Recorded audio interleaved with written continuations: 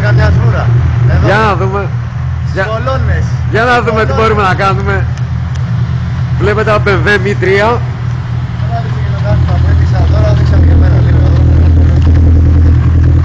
Και αρχίζει ένα πανηγύρι εδώ πέρα από τη θέση του οδηγού. Ο κύριος Στάδης. 1300. Με την ευχή μου. 1100 είναι πειρασμός.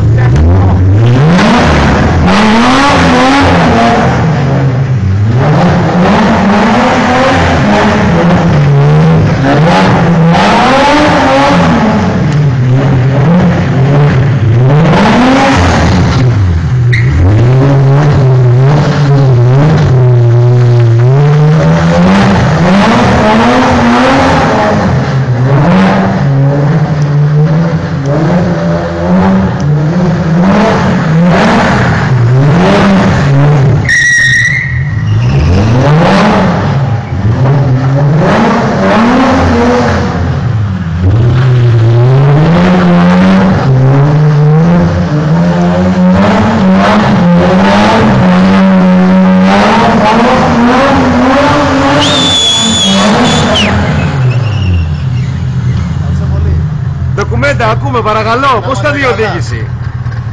Νομίζω ότι μου λείπουν γύρω στα 150 άλογα ακόμα. Ακόμα θέλεις? Γιατί ρε φιλαράκο, δεν αντέχει αυτή δηλαδή, τι?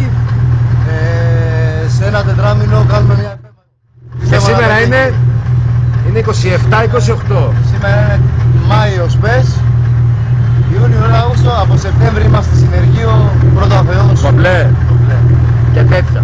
Σου εύχομαι την καλύτερη παλικάρι μου και υπομονή με το αμάξι. Ευχαριστώ πολύ παιδιά. Δείξτε μια επιτυχία, σε παρακαλώ. Μην το κακομεταχειρίζεις κατά αυτόν τον τρόπο. Ποτέ.